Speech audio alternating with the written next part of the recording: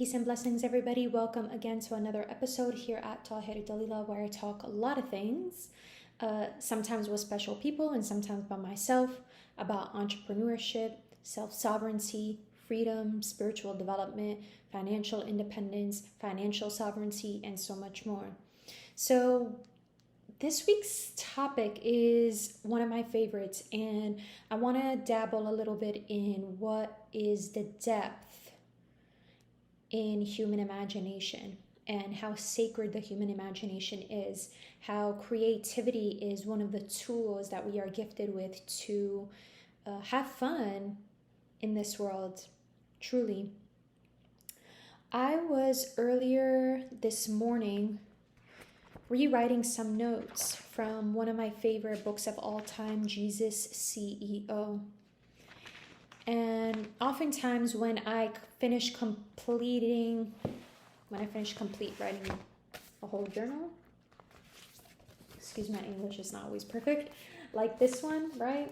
And I literally written page to page, cover to cover, I go ahead and I begin a new one. And when I do that, I oftentimes review this, the prior journal, read through it and see, are there any messages or notes that I want to continue having in my next journal. And of course, the first thing that I had written down is revised my 2022 goals. So if you haven't already, I highly encourage you to do that. If you haven't written anything, then maybe you can brainstorm and think about, hey, what is it that I made an intention for this year, and just write it down. Even on something like this, why not? Don't be afraid to write. And then I copied some important lines from Jesus CEO on leadership. It's beautiful. One of the things that the author had written is that Jesus had tremendous energy and he knew how to direct it. He was so clear about his mission that he avoided many real and potential energy leaks. Another beautiful thing that I really like about this is how there's the image, I believe, in the Bible of do not cast your pearls before swine, which is a graphic image just representing how important it is, our energy is, which is what I want to talk about. Our chi, our energy, our creative imagination, and everything beautiful about that. Knowing where and with whom to share our energy with, the treasure of our energy. So that deeply inspired me for this week's conversation. So I have three that I'd like to share with all of you in terms of deepening one's imagination and creativity and really getting to that next level that I have personally used and continue to use and find a lot of benefit in.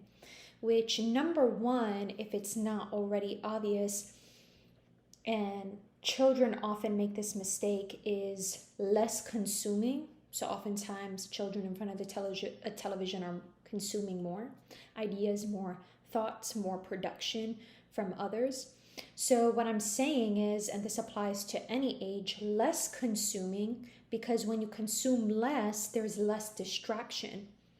So oftentimes we feel like on our phones we need to be reviewing and oh, what did I miss? I don't think you missed anything. I don't think we can miss anything. If there's anything important that we need to look at, then we can go ahead and either put that in our calendar, planner, or even make, like a little reminder or an alarm, hey, let me go read the news from this time to this time, or let me respond to this person and this person at this time.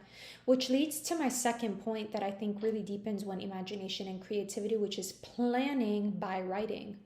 So when you plan by writing, especially the night before, these are the three main things that I hope to achieve for tomorrow or the next day or the following day, then what happens is when you're able to check back in at the end of the day or at any point to see okay, what is it that I have written and what have I able to achieve, you're really able to funnel in that,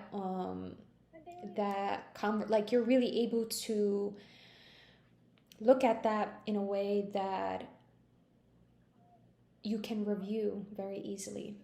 I'm sorry, I also have a student that is observing my video right now, which is the noise in the background.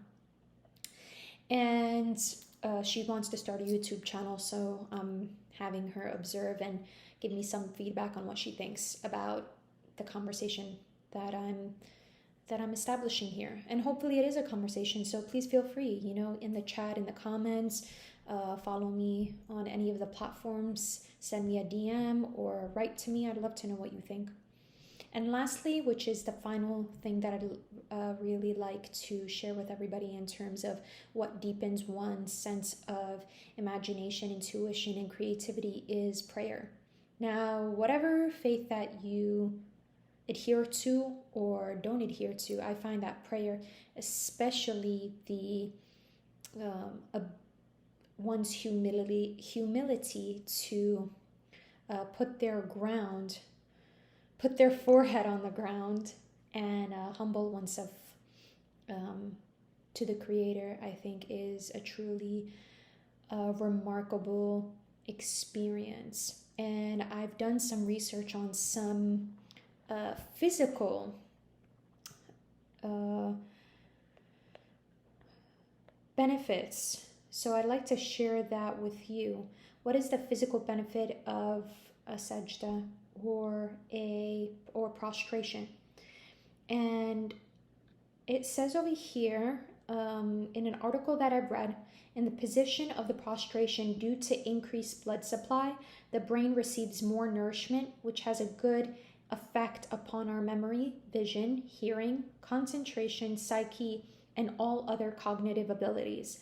People who offer their prayers regularly may have stronger willpower and can cope with the difficulties of life in much better ways. They are less vulnerable to headaches, psychological problems, and other disorders of the cognitive functions.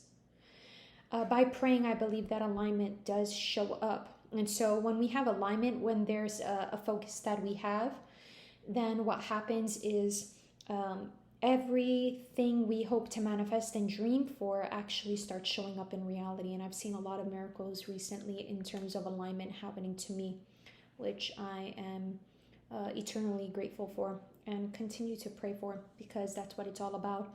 And of course, when I pray, I have a immense love for the Creator and for all of the miracles that happen, that I see and that I don't see.